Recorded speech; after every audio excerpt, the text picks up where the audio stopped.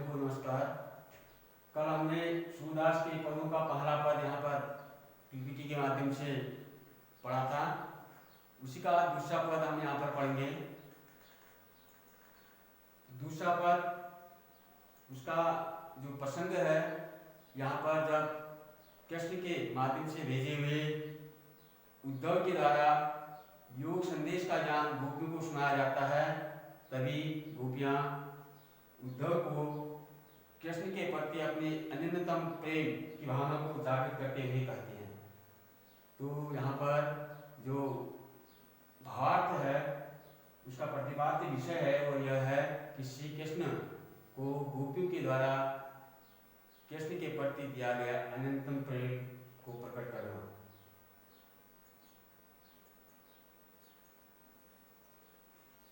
मन की मन ही माच रही, कहिए जाय कौन पे उदो नाहिन परत कही। अवधि आधार आस आवन की तन मन विथा सही। अब इन जोग संदेश न सुनि सुनि बिरहिन बिरह दही। चाहती हुती गुहार जितहि ते उतते धार वही। सूरदास अब धीर धरहि क्यों मर्यादा न रही। तो जिसका जो व्याख्या है, हिंदी अर्थ है, वो इस प्रकार से है। मन की मन ही मांझ रही, मन की मन ही मांझ में बीच में अधर में रह गई है। कहिए जाय कौन पे उदो नाहिन परत कही। अवधि आधार में आने की जो समय सीमा थी वो समाप्त हो चुकी है। और मन की मन ही वृथा सही, जो हमारे मन की वृथा में पीड़ा थी वो हमारे मन में ही रह गई। अब इन योग संदेश में योग का जो संदेश है, सुन सुन विरहिन विरह दही। विरहिन माने हम अबलाओं का, अब जो विरह है, वेदना है, दुख है, वह और अधिक बढ़ गया है। चाहती हुती गुहार जितही, गुहार माने आवाज, जहाँ से हमारे इस कष्टों को दूर करने की आश थी। उतते धार वही, वहीं से धार माने और अधिक वो दुख हमारे तीव्र हो रहे हैं। सूरदास और धीर धरहि क्यों, धीर माने धैर्य, क्यों धैर्य, मर्यादा न नहीं होने, जब मर्यादा का पालन नहीं हुआ। तो मन की मन ही मांझ रही, यहाँ पर सूरदास जी कह रहे हैं कि गोपियां उद्धव से कह रहे हैं कि उद्धव मन की मन ही मांझ रही। श्री कृष्ण से मिलन की जो हमारी मन की इच्छाएं थी वो हमारे मन में ही रह गई हैं।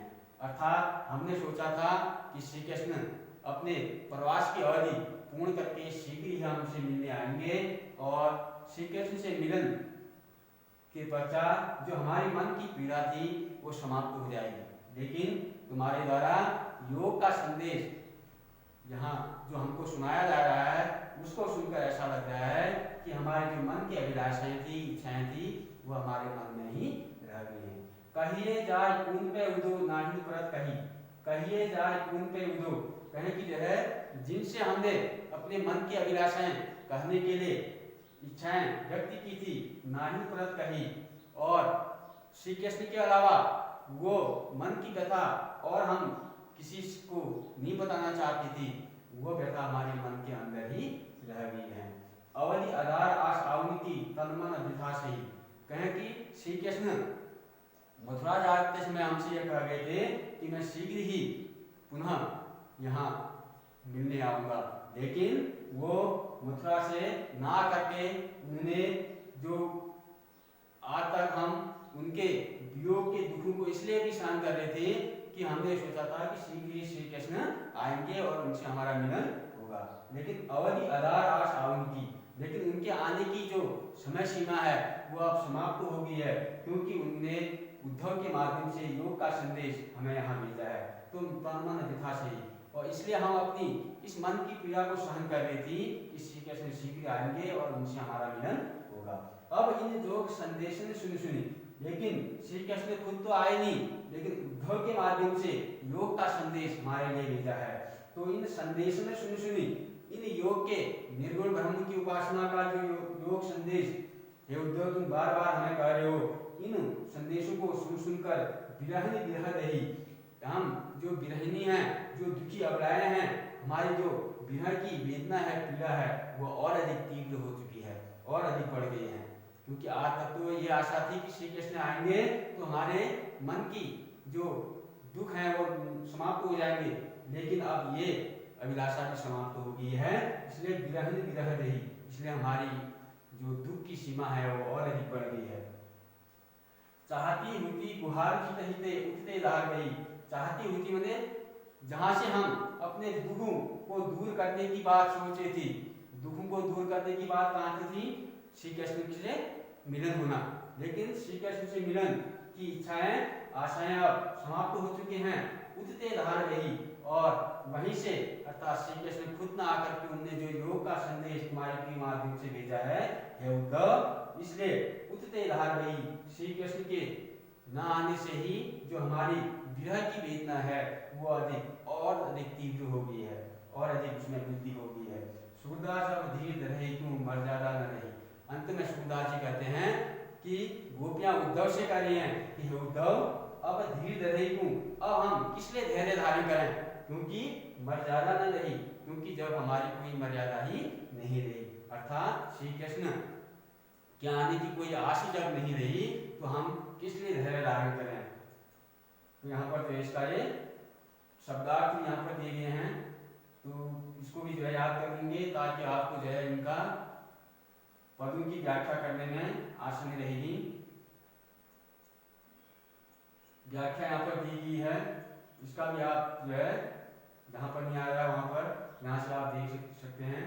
भाव सौंदर्य यहाँ पर गोपियों का धैर्य उस समय समाप्त हो जाता है, टूट जाता है, जब श्री कृष्ण स्वयं न आकर के उद्धव के माध्यम से योग ज्ञान का संदेश गोपियों के लिए भेजते हैं। काव्य सौंदर्य सुनी सुनी में पुनरुक्ति प्रकाश अलंकार है। पुनरुक्ति प्रकाश अलंकार वहां पर होता है जहां पर एक ही शब्द दो बार आता है और उन दोनों शब्दों का कोई अलग अर्थ नहीं होता है, एक ही अर्थ होता है। तो यहाँ पर पुनी पुनी का अर्थ है बार बार, तो यहाँ पर पुनरुक्ति अलंकार प्रकाश अलंकार है। पद को हम संगीतमय ढंग से गा भी सकते हैं और उसको सुना भी सकते हैं। ब्रज भाषा का प्रयोग यहाँ पर इन पदों में हुआ है और श्री कृष्ण का धैर्य की प्रतीक्षा करते हुए, श्री कृष्ण से मिलन की प्रतीक्षा करते हुए गोपियों का जो धैर्य था वो क्षीण होने लग जाता है, टूटने लगता है, शिथिल हो जाता है। तो यहाँ पर जो है लक्षणा शब्द शक्ति का प्रयोग भी यहाँ पर हुआ है, क्योंकि उद्धव के माध्यम से गोपियां क्योंकि भ्रमर को संबोधित करते हुए उद्धव से अपनी व्यथा वो करती हैं। वियोग श्रृंगार, क्योंकि गोपियों का जो है वियोग की अवस्था का वर्णन यहाँ पर हुआ है, तो वियोग श्रृंगार का वर्णन यहाँ पर हुआ है। अब इसके पद से संबंधित कुछ महत्वपूर्ण प्रश्न हैं। अगर आपको इस पद की व्याख्या अच्छी प्रकार से आ जाएगी तो आप आसानी से इन प्रश्नों का उत्तर दे सकते हैं। तो पहला प्रश्न है, मन ही मात रही के द्वारा गोपियां क्या कहना चाहती हैं।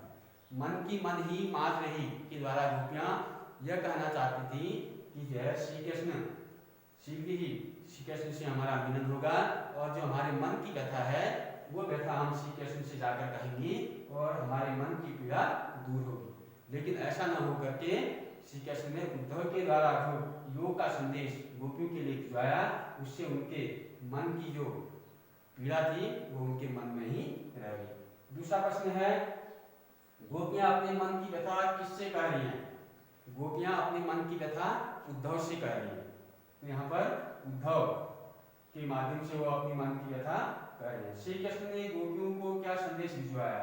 श्री कृष्ण ने गोपियों से के लिए यह संदेश भिजवाया है कि आप योग साधना की उपासना करें, अर्थात निर्गुण ब्रह्म की आराधना करें। तो इसके साथ ही यहाँ पर ये समाप्त होता है और इस वीडियो को बार बार आप देखेंगे और व्याख्या को समझने का प्रयास करेंगे।